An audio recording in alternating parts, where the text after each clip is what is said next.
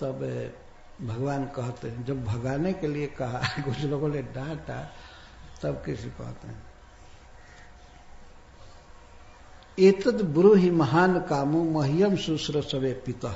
बार बार पिता पिता पिता कह रहे हैं, अपने में स्नेह उत्पन्न करने के लिए बाबा का, लोग भगा न पावे, बतावे।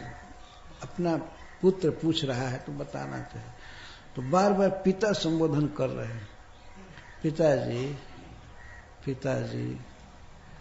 पिता बार बार कहने से वैसे ही वात्सल्य की मूर्तिनंद महाराज में और स्नेह उमड़ जाएगा। बेचारा बहुत अच्छी बात पूछ रहा है ना, देवता की बात, यज्ञ की बात, गलत थोड़े पूछ रहा है, स्नेह उत्पन्न हो ही जाएगा। भगवान कहे पिता मह्यम महान काम मह्यम शुश्रूषवे, हमें इसको सुनने की कामना है। भाई अच्छी बात, देवता के विषय में, यज्ञ के विषय में एक बच्चा प्रश्न कर रहा है, कितनी महान बात। तो हमको ये बहुत महान कामना है, अभिलाषा है इसको सुनने के लिए। महान काम अभिलाषा मम अत्र वर्तते अतः शुश्रूषवे मह्यम, मैं सुनना चाहता हूं। तो बाबा हमेशा आप हमसे प्रेम किए हैं, स्नेह किए हैं, हम इसको सुनना चाहते हैं, सुनने से हमको बहुत प्रसन्नता होगी। अतः मुझको खुश करने के लिए, मुझको प्रसन्न करने के लिए हमको सुनाइए। कितनी महान बात वैसे भी है कि बच्चा अपने पिता से देवता के विषय में, धर्म के विषय में पूछे, गलत थोड़े है। लेकिन वो पूछ रहा है, बच्चा सारा हुलिया लेकर के यज्ञ बंद करेगा। तो ऐसे पूछ रहे हैं। शुश्रूषवे, मैं सुनने का इच्छुक हूं। अतः मह्यम एतद ब्रूहि, ये सब बोलिए, हम जो प्रश्न किए हैं इसको पिताजी बताइए। ही जतः, ही का अर्थ क्योंकि, यह जगति कुत्रापि सर्वात्मनाम अस्वपर दृष्टि नाम अमित्रोदास्त विदुषाम साधु नाम कृत्यम ही न गोप्यम अस्ति। ये बात 2 श्लोकों का इसमें अन्वय है। अब सबको सुना करके कह रहे, केवल नंद बाबा के लिए नहीं, सब लोग बैठे हैं, लेकिन संबोधन अपने पिता को ही करते हैं। यह का अर्थ इसमें जगति, कहीं भी संसार में, किसी भी गांव में, किसी भी समाज में, सर्वात्मना और अमित्रोदास विदुषाम, उन सज्जन पुरुषों के लिए छिपाने लायक कृत्य कुछ नहीं होता है। खुला होता है उनका हृदय, कोई कपट नहीं कर, छिपाते नहीं हैं। कौन लोग? देखिए बच्चा बोल रहा है, बड़े बूढ़े गोपों को कन्विंस करने के लिए। सर्वात्मा नाम, जो सबकी आत्मा है,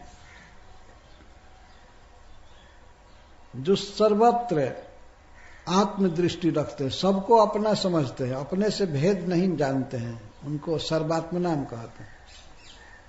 जो सबको अपना समझते हैं, सबके प्रति स्वदृष्टि होती है।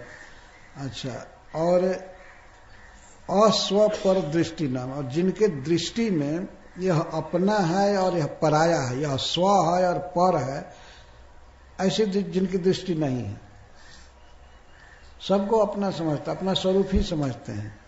और इस कारण से जिनके लिए न कोई अपना स्पेशल मित्र है, न कोई उदासीन है और न कोई शत्रु है, इस भाव से जो शून्य है और साधु हैं, सदाचारी हैं, उनका कोई भी कृत्य, कोई भी कर्म गोप्य नहीं होता है, छिपाने लोग नहीं, छिपाने लायक नहीं होता। यह स्नेह उत्पन्न करने के लिए कह रहे, नहीं तो हम बड़े बूढ़े गोपों को यह कहना कि ये काम छिपाना नहीं चाहिए।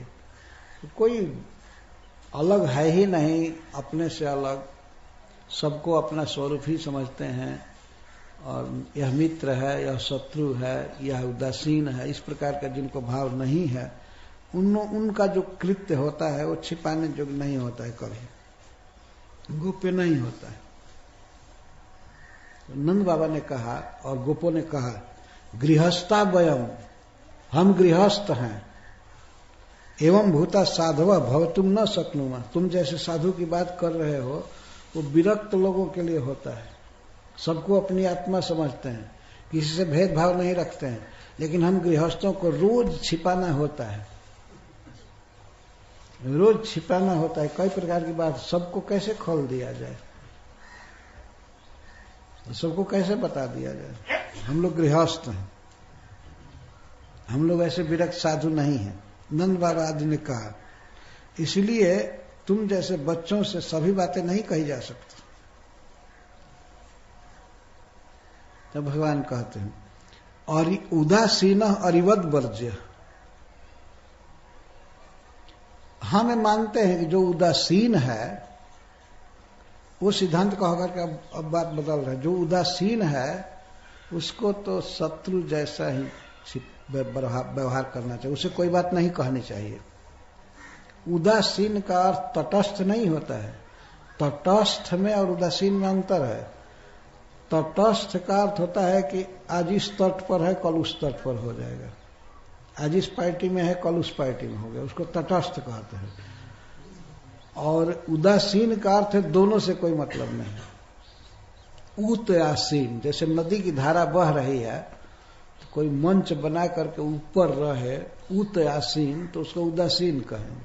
उसको कोई मतलब नहीं है दोनों पक्षों से, शत्रु से या मित्र से, तो उसको उदासीन कहते हैं। तो भगवान कहते हैं यदि उदासीन है तो उससे छिपाना चाहिए, बात गोपनीय रखना चाहिए, नहीं तो समय पा करके शत्रु की तरह बाहर कर देगा बात। शत्रु तो बाहर जो करता है तो शत्रु तो शत्रुता करता ही है। जो उदासीन है उसको शत्रुवद वर्जम, वो तो शत्रु की तरह दूर रखने लायक, इस पर विश्वास नहीं करना चाहिए, भगवान कहते हैं। लेकिन अभी असली बात वो कहना चाहिए, सुहृद आत्मोत सुहृद उच्यते। लेकिन जो सुहृद है, अपना बिल्कुल संबंधी है, हितैषी है, तो उसको तो अपना स्वरूप ही समझना चाहिए, उससे कोई बात नहीं छिपानी चाहिए। छिपा कर क्या करेंगे, वो तो अपने समान ही है। जैसे पति है, पत्नी उसका सुहृद है, चाहे पुत्र है, चाहे पिता है, भाई है, इनसे क्या छिपाएंगे। तो भगवान कहते हैं कि जो सुहृद होता है, सहज हितकारी, जो प्रति उपकार की अपेक्षा रख करके उपकार नहीं करता बल्कि स्वाभाविक ही करता रहता है उपकार, तो उसको सुहृद कहते हैं। तो सुहृद को तो अपना स्वरूप ही समझना चाहिए।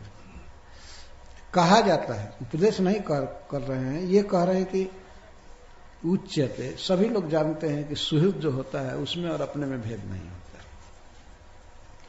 अतः मैं तो आपका प्रिय पुत्र हूं,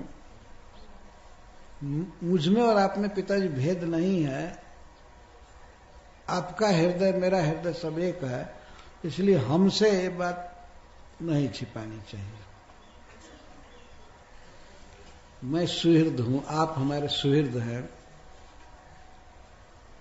तो हमसे मत छिपाइए, कुछ नहीं बताइए, हमको जानने की इच्छा है।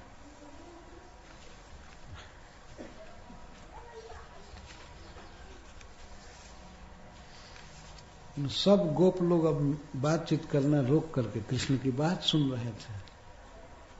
ऐसे नहीं है कृष्ण की कोई कह दे कि भागो जाओ खेलो।